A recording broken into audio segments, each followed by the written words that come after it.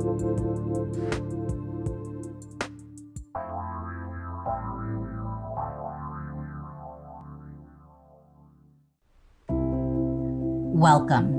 to Unlock the Healing Path with me, Natasha Hornedo. Sometimes emotional wounds manifest like the ground falling out from under you. Other times, it's a slow descent into a dull, stagnant place. Whatever your pain may look like, it's hard to think about healing when putting one foot in front of the other seems impossible.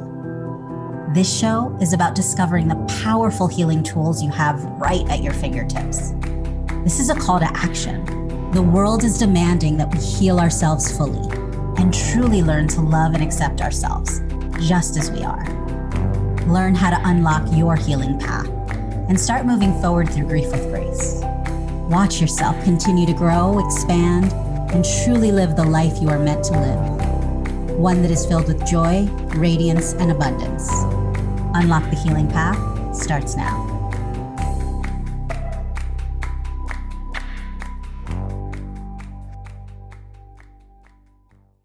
And you are listening live to Unlock the Healing Path, moving forward through grief with grace on Transformation Talk Radio. Stay tuned with me for the next hour as I talked with the incredible Z, aka Zahava Griss, about how healing grief is a portal to more joy and bliss in your life.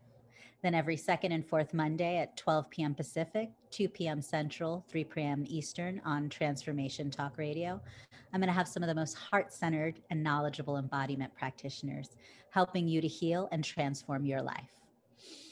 Hello. So are you going more by Z these days than Zahava? Because the last time I saw you, we were still Zahava. Yeah. So I didn't change my name legally. I'm still Zahava. That's how it looks on emails and social media and all that. But I like to go by Z, which is just my initial. It's also a lot easier for a lot of folks. And it's more gender neutral, which is a little more reflective of who I am at this time. Yeah. So thanks for asking. Absolutely. I love it. And so, I mean, I kind of want to go and start diving into the meaty good stuff. But first, just for our listeners who might be just being introduced to you for the first time, I would just love for you to share a little bit about yourself. And I guess to give it some context, since we are going to be doing a deep dive into grief today, we can also share a little bit about what's been your personal experience with grief. Thank you. Well, I was just thinking, changing names and pronouns is just one of the many results of evolution that grief can offer. So it's no coincidence that you're like, hey, so who are you these days? Because that's what happens when we're on a path of opening. So who am I? I'm the founder of Embody More Love. And that work it's a spiritual, kinky dance community for personal and cultural liberation. And I have a lot of fun with that. And it looks like it comes out in different forms, right? It comes out in ritual, which we'll be talking more about what that might look like today. It comes out in performance. I just premiered my first erotic dance film yesterday. Oh, that was so fun. It comes out in education, in workshops, and a lot of that is around empowering our hearts and our eros. And, what I'd say is ultimately the work is really the same at its core. It's just some people enter more from the heart, some people enter more from the sex, and it's like, cool, let's go for aliveness. So keep it simple. And to answer your question about my entry to grief, there was a very distinct moment when I was like, oh, this is going to be more of my path than I thought. And that was about 6 years ago now, when I was engaged to marry a beloved, and we were planning to have a family. And it had a very abrupt and difficult ending that resulted in in violence that I needed to heal in myself. And in that time, I discovered my grief teacher, Sabanfu Some. And I'm so blessed. I live on Ohlone land, also known as Oakland, California. And Sabanfu lived here at a point. And so I was able to have access to her and her rituals and to other humans who had encountered her work. And I just entered this space and I was like, oh my God, this is the right time in my right moment in my life to really be held, because I was just totally grieving many things, grieving that my relationship wasn't what I thought it would be, grieving the sense of family I thought I was creating that was not going to happen anymore, and also grieving my own gender identity that would never be the same after that relationship. And that was an expansion. And so yeah, that was like, I'm just like, oh, Sabanfu, who are you? And really it's funny because when I think about it now, it's not that I remember it for those reasons I just said. Like, that's what drew me to Sabanfu. But the thing that lit up was, oh, this is how to human together. Like, it was like, oh my God, I want everyone to know we're not alone. Like, that was the heart of what happened in meeting her and meeting those rituals and being with other humans where we were just so in it together. Yeah. Oh my gosh. Thank you so much. There's so much goodness just in that. And so first I just wanted to share is like, so Z, you were my gateway into this world. And I remember, there was this moment where you kind of first popped into my orbit, and it took a few years for me to actually connect and be in the same city and work with you. But I always remembered, like, even from the first moment, I was like, oh, there's something there for me. And hearing you speak and kind of seeing where my journey has taken me, it's so true. It's like, I feel like a lot of the work that we do, we come at it from different angles. We have different approaches just because there's so many different personalities in the world. And so it's offered in different ways. And so for me, a lot of the work that I am transitioning into now is around that womb awakening and connecting those energies of the yoni into the heart space. And so it's just a potent, powerful magic. But one of the things that really struck me in what you said, and I'm so glad that you phrased it that way, I don't even know if you caught it. And so I really want to reflect it back so everyone catches it, because it was so powerful. When you spoke about the grief that you experienced, you said it was a growth, it was an expansion. And that is the truth. And this is like the ultimate truth that I really want to share, especially with this podcast that really dives in and starts going into like, what is grief? And it's that it's a portal. And it is not, I think our purpose in humanity, we're often taught that we're supposed to shift it, we're supposed to move it, we're supposed to feel something different, but that's not what it is. We're supposed to learn to be present with it, to hold that space, because it never goes away. This kind of polarity that we live in, that's the world we exist in. If that polarity went away, that means game over. We're back to spirit. And so, yeah. And it's really just about learning to be in this space. And so I learned about Sabonfu's work actually through her ex-partner, Malidoma Some. And I remember and he has some wonderful teaching as well, but I remember kind of feeling at the time, like he's my partner's teacher. I was like, oh, it feels like there's something missing.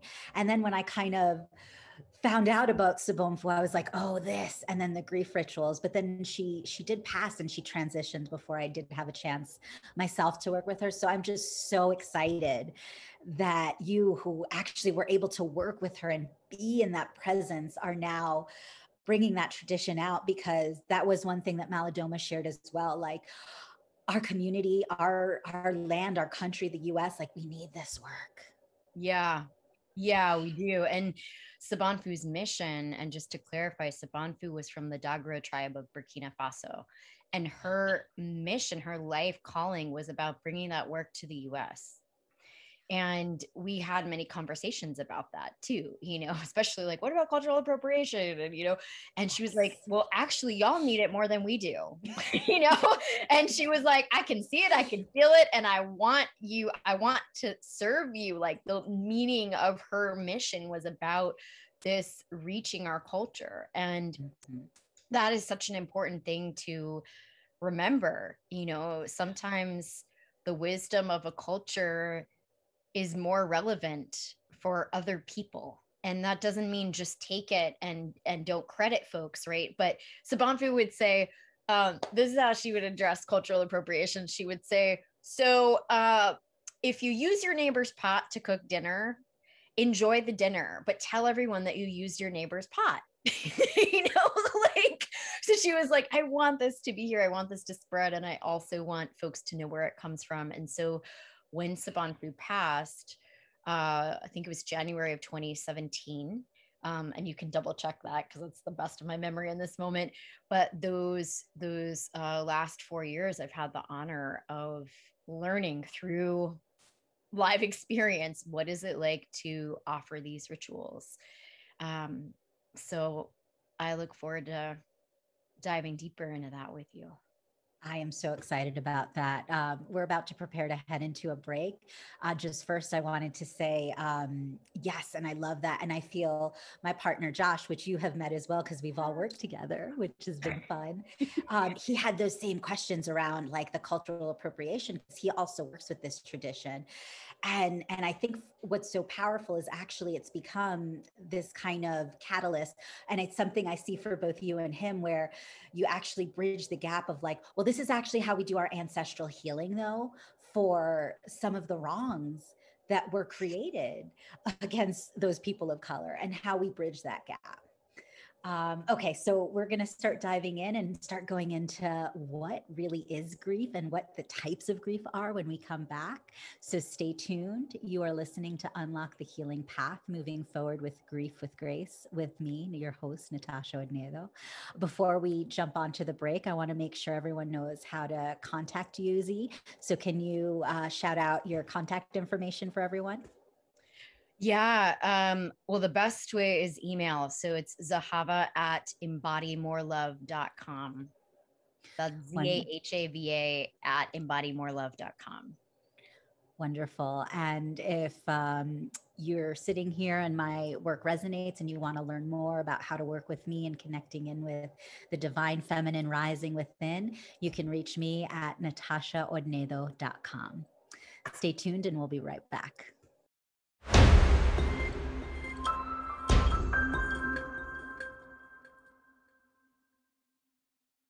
Unlock the Healing Path, moving forward through grief with grace, with me, your host, Natasha Hornedo. We're talking today with Z about how healing grief is a portal to more joyful life and a fully lived life. And so we're going to dive in right now and start to talk about what are grief, and most specifically, what are the 7 types of grief? Great. So there are lots of amazing grief educators, and the 7 I'm going to share are specifically from Sabanfu Same, who we've been speaking about because they just resonate so much. So the first one is personal grief. Everything that we love, we will lose. And to really be with that is quite a thing, right? I had a brain injury for most of the last year, and I had a near-death experience and literally got to say goodbye to everyone internally, which is it changed me, and so that is an example of that. First one was like, oh my gosh, all those things that I would so not want to lose, those are all the things that I love. And so that's also how grief is like, hey, look what you care about. Yes. Yeah. So the second one is the places that have not known love. So rather than the first one is the things that you already have that you're going to lose. The second thing is like our those unfulfilled desires. Yeah, exactly. The things that you kind of almost like didn't even think were possible to have.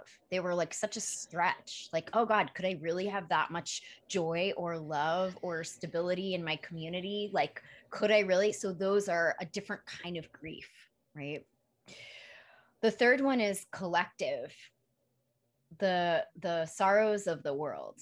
And Sabanfu would really speak about, learning Sabanfu, learning grief from Sabanfu was also about dismantling the lens of US culture, of white supremacy culture, really. So the collective sorrow, she would say, you all have the illusion that grief happens on the individual level, but that's not really true. Someone else's pain is our suffering too. So opening up to the that someone else's suffering is ours, is not actually separate. The fourth one is sorry, I'm like getting a little bit lost, and I'm checking my notes. Full transparency, since my brain healing, I need more notes for it, so I'm just being very real with you all. So the fourth one is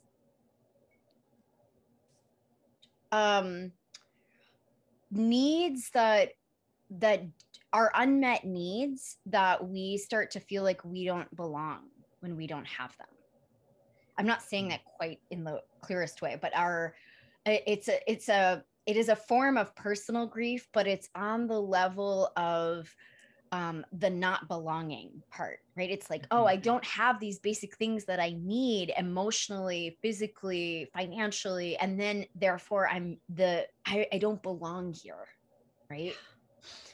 The fifth one is ancestral, and we're getting thankfully more attention on this lately, right? Like, it took certain circumstances for that to come up, right?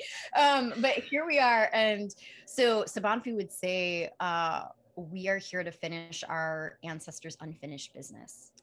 Yes. Oh my gosh. So I'm just going to interject right here, just because this is such a powerful statement. And this is something my Tantra teacher shared the other day, where oftentimes when we experience life, we'll find that we keep repeating these same experiences. We keep cultivating this, you would get abandoned by a lover, and that you keep finding these lovers that abandon you. And so what she explained is, yeah. And so what she explained is that the universe is so compassionate and so loving that it's giving you the opportunity to complete that experience, to be fully present, to feel it, to grieve it, all the things. So then that way you can be done and move on to the next one. And on top of the experiences ancestrally, we have a whole lot of unfinished business. And so once we can just start to come together in that space and really have that experience and complete it, we get to be done, guys. We get to move on to new things. Yeah. Thank you. Yeah. And Sabanfu had this beautiful image about that interplay. And she had said, the ancestors, they have perspective and they have wisdom, because they can see things beyond what we can see in this realm. And in the Dagara lineage, the idea is that people come into their full wisdom when they pass. Like, they actually have more wisdom and perspective than when they were alive.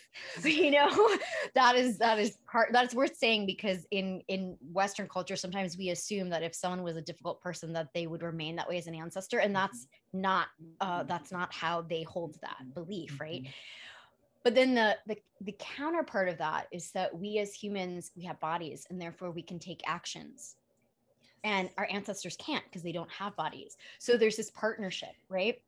And that when we connect with our ancestors, they offer us strength, they offer us perspective and wisdom. And we offer them our grief.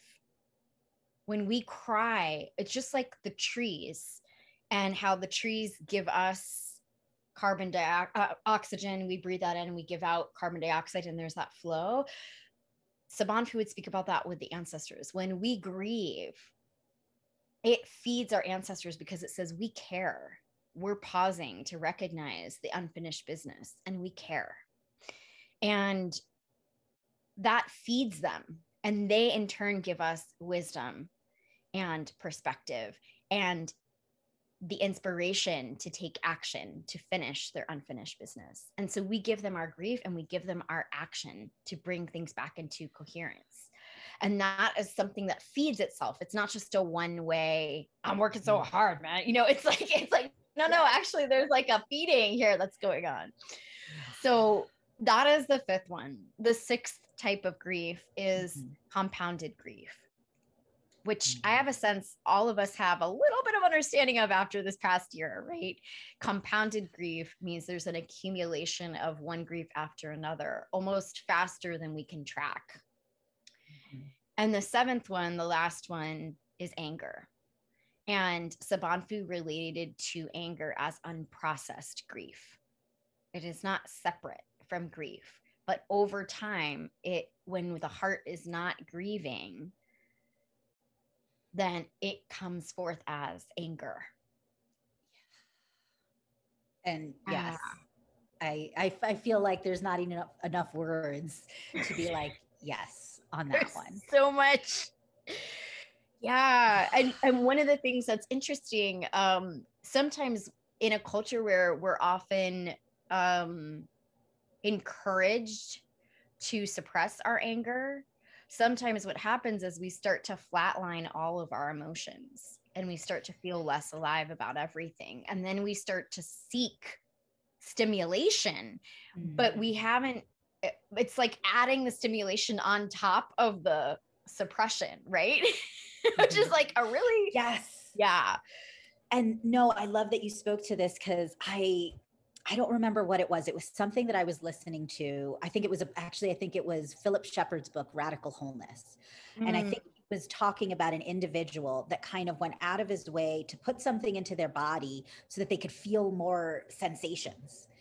And it just struck me as like, wow, that's so odd, because it feels like this person hasn't actually done the work of going into feeling and has like blocked himself and then created this external experience to create to fill the need that's coming up to feel, because that is part of our purpose of being here. It's to feel everything fully, to live, to dance, to be, through all of it, the joy, the pain, the sorrow, because if we don't, then it's just that kind of flatline experience, those dull grays. And then, this is what we're seeing in a society that is not cultivated to have this space for these colors of people that are they're anxious, they're depressed, they're stressed out, they're busy, always going, no time to slow down and just be with full presence. Yeah, I'm so glad you named the busy part. I think that is one of the biggest symptoms when we're not grieving regularly, right? Because grieving is kind of melting that flat line and dropping into the fullness of what we're experiencing in our life. And sometimes we actually compulsively overbook ourselves. That is one of the most popular techniques, right? I periodically am like, oh, Natasha, wait, you're doing it again. And then I actually schedule in time for nothing. Yeah. Because I'm like, because then I'm like, okay, no, I obviously there's something here that is asking for my attention and I'm trying to avoid it. So let's go in and see what's there. I bet there's some treasures in there when I let myself go in, and there always is. This is just so good. I'm Natasha Hornedo. You are listening to Unlock the Healing Path, Moving Forward Through Grief with Grace, with my guest today, Z. Z, can you please share again your contact information? That way, if people want to learn more, if they want to work with you, offer some amazing programs, they know how to reach you. Yeah, you can just come to my website, which also you can connect personally and see what I'm up to there. It's embodymorelove.com. So EMBODYMORELOVE.com. Wonderful. So stay tuned when we come back. Zia is going to take us through an embodiment practice, and we're also going to talk a little bit about what a grief ritual looks like. So stay tuned. You won't want to miss it.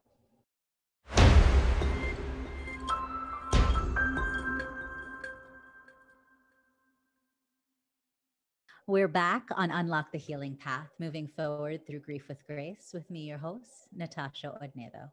My guest today is Z, and we're going to talk a little bit actually about trauma right now and how that correlates with this, and then go into a powerful embodiment practice. And so, Z, I'm gonna let you take it away. Sweet. All right. Thanks. Well, trauma is something I've been studying and supporting people with for many years. And then this past year, I had a team of 12 healers supporting me around my brain injury. And it was a new level of education for me. And one of the great resources was Gabor Mate's recent film, The Wisdom of Trauma, which if you haven't checked out yet, look up The Wisdom of Trauma. And I want to uplift him because I'm going to share a little bit that's been inspired by him. And, he clarifies that trauma is not bad things that happen to you, but what happened inside you as a result of that. Yes. And one of the core parts of that is disconnection from self. And that is so much what grief rituals do, is they restore that. And I'll get more into why, but I'm sharing this because it helps you understand a framework for what grief rituals address, right? So disconnection from self. Gabor Mate said also trauma is like withdrawing in our relationships as a strategy to avoid the emotions we don't know what to do with. So it's like kind of like that flatline idea, but like withdrawing inside of our relations, and then not following our gut feelings. So like doing things we don't really want to do, or taking more risks than we actually would want to be taking when we're suppressing those gut feelings, and having a reduced capacity for empathy and compassion for other people. These are all really big parts of what trauma does. And so grief ritual addresses all of them, which is kind of amazing, because a grief ritual is, we're not alone. We all are here to grieve. Maybe our entry points look different, but underneath that, the human experience of trembling, wailing, what I call the waters of the soul, right? The tears, the sweat, sometimes the sexual fluids. We'll get into that in a different conversation, but the waters of the soul, right? And locating your experience inside of a larger human experience. A big part of the grief rituals, the ways the Banfi would do it, is we would all raise our hand like, oh yeah, me too. Like who has lost someone to police brutality, for example? And then there'd be a ton of people in the room. Who's lost someone to addiction, right? So taking away the assumption that sometimes our brain goes to that we're not alone, or that our pain doesn't matter. Because there's this deep witnessing of, oh, that is a shared experience, and I'm here with you. So in a moment, when we get to the embodied piece, grief rituals are very much about village, restoring our human capacity to village together. I'm going to use it as a verb, right? And that is about, on a nervous system level, co-regulation. So I like to re-language that and call the nervous system the presence system. Because who wants to have a nervous system, right? But basically, co-regulation happens through rhythm, happens through shared breath, which in the ritual we do song. So we have that, the song automatically syncs up our breathing. Happens through a quality of someone's listening to me. And that is beyond just the story. You have someone at your back. And this is going to be relevant in a moment when I get to the embodied practice that we'll do here together. But you literally have, I'm getting warm saying this because I have the memory of it, right? You are never alone. There's always someone at your back in the grief ritual. Whenever you step forward to cry, someone from the village comes and says, I'm with you. Thank you for grieving. And they're at your back. And sometimes they may physically touch, and sometimes they might just have a little space, and it's up to you. But the idea is you are never alone. And so what this allows is for us to come back into connection with our own experience, back into reattachment, right? Which it could also, we could call that, in other words, like just rebonding to other humans. So with that, I want to invite us into experiencing that sense of someone at our back. And I want to invite us to close our eyes, if that's comfortable, or just soften your gaze. And I want you to remember a time when you felt someone at your back while you were being vulnerable. Maybe you were crying, maybe not, but there was someone who's like, I'm right here with you. And if you don't have a memory of a person at your back, that is totally okay. Many people don't.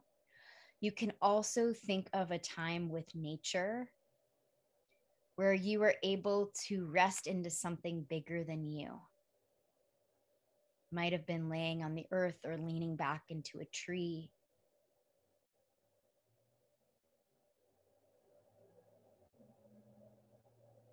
And as you remember this, see if you can recreate a little bit of that sense of resting. And now I'm going to do something a little bit unique, perhaps. I want you to imagine that your own midline, that core central axis from the top of your head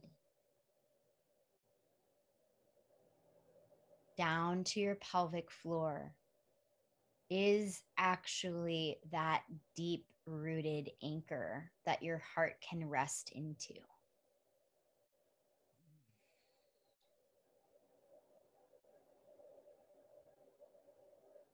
So bringing your awareness to your midline,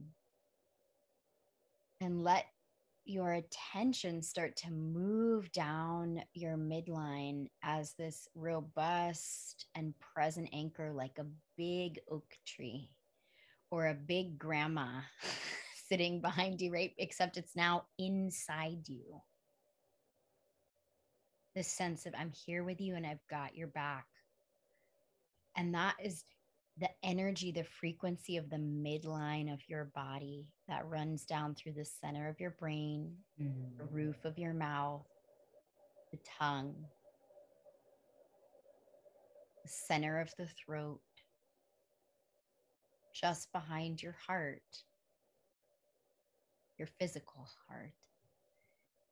Runs down through your diaphragm, the center of your belly, the center of your pelvic basin, and the center of your pelvic floor. And this deep anchoring energy that goes down into the support of what you're sitting on, through the foundation of the floor, foundation of the home or the place that you are now, down into the earth.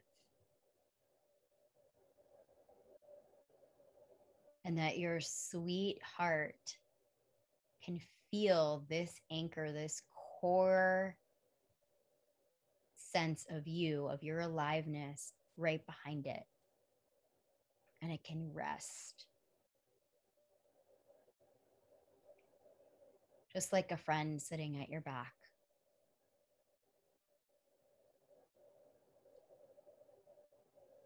And just take a few breaths, allowing the heart to soften into this support.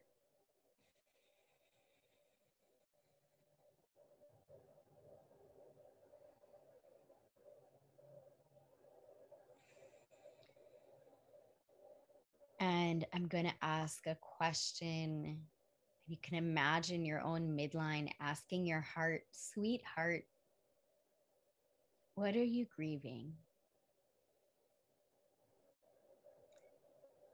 And listen to the heart. Let it be as specific as possible.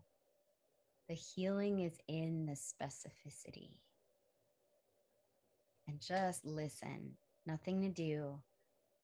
Just listen. And we'll be here for a few breaths. Just listening, heart.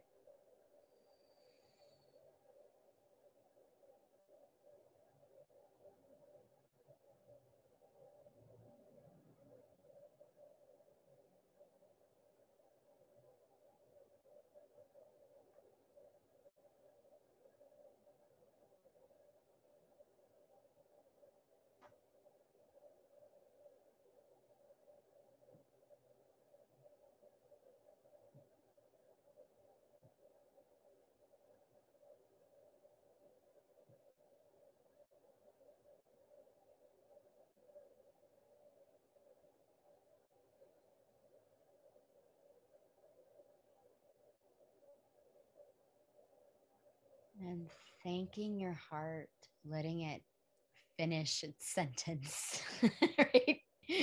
When we'll make time again. But for now, thank you for sharing what you're grieving in this moment and just taking a few more deep breaths down through the anchor of your midline.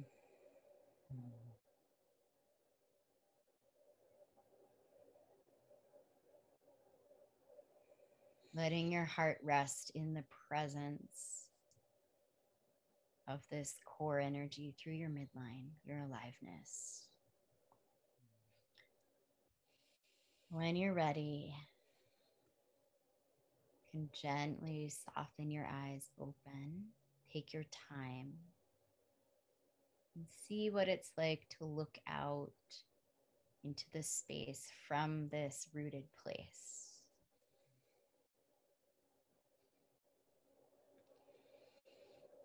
Thank you so much for that, Z. That was really powerful. Before we take a break, I just wanted to share also that Z will be hosting a grief ritual later this month on, is it July 31st? Yeah. So you can jump onto her website, which Z, share your website. EmbodyMoreLove.com. So if this is something you want to dive into a little bit more, I invite you to hop on that website, get on. I know I will be there, so I am looking forward to that. And we're going to take a quick break and we'll be back shortly where we'll talk a little bit more about what a grief ritual is. And also, and this one I'm super excited to chat about, is what we can all learn from COVID. Yeah. So stay tuned. We'll be right back.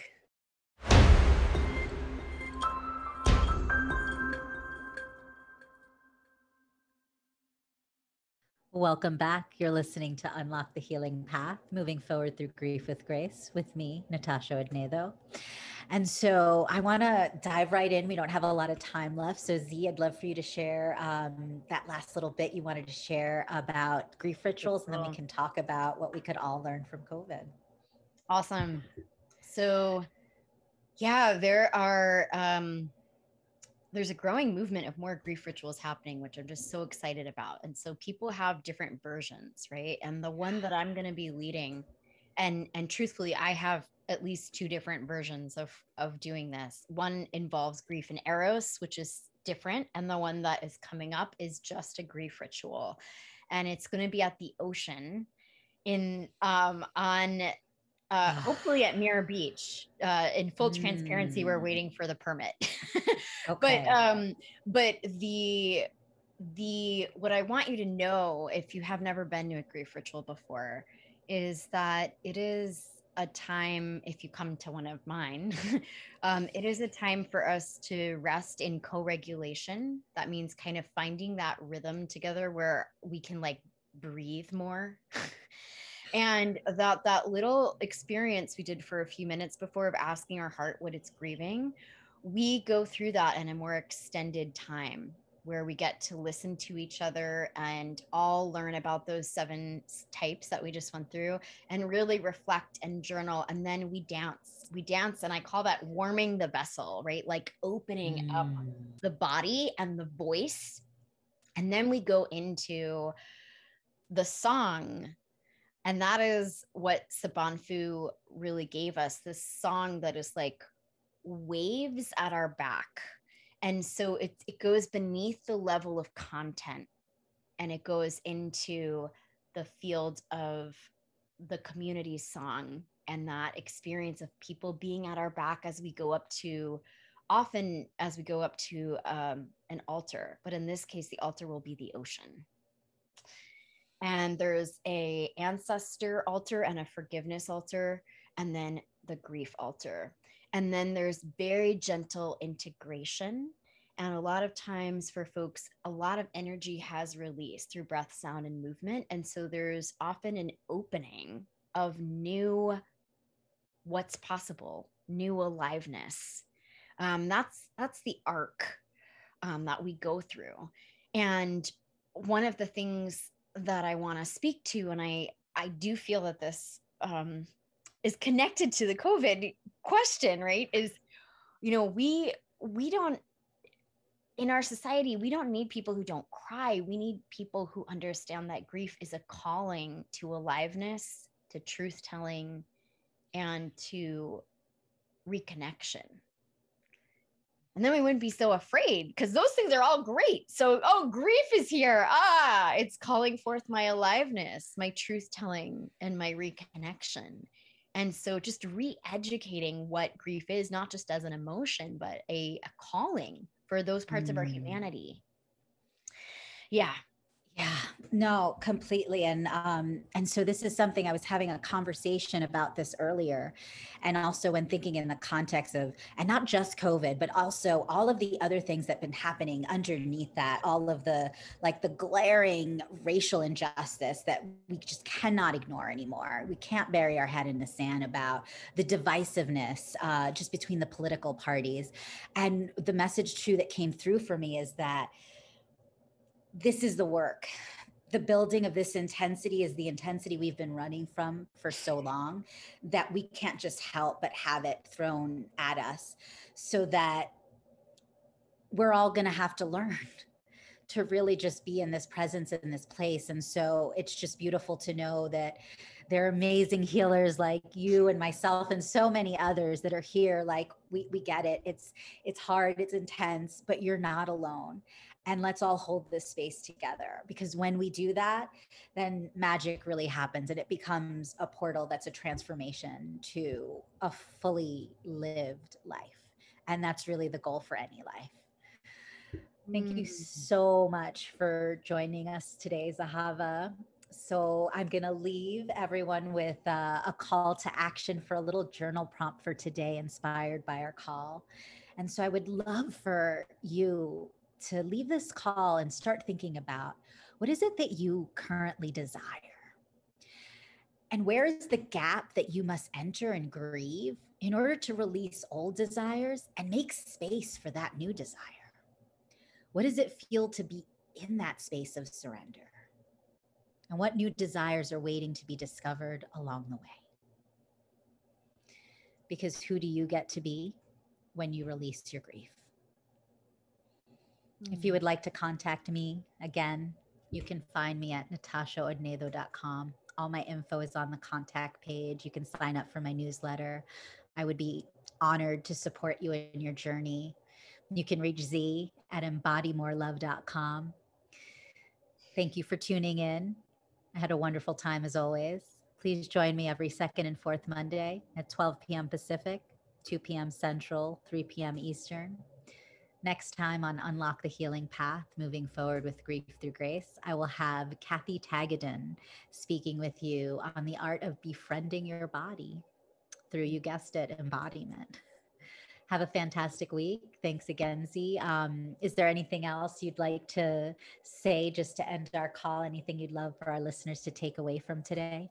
So grateful to be here. And also, there's a gift available. The social locator is a tool that I've Oh, offered yeah. on That the was site. fun and juicy. And it's a really powerful way to connect in on some grief and some self-awareness that might be really valuable for folks.